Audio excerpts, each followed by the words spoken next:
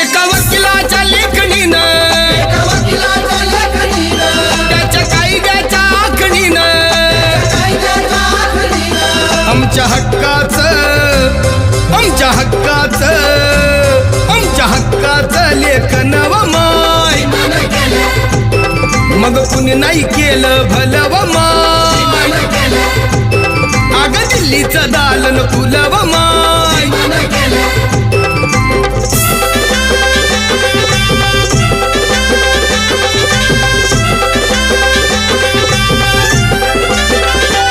तुमच्या पोरानं शाळेत शिकावं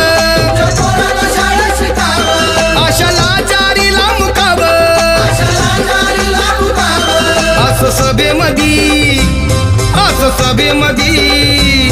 असं सभेमधी भाषण व माय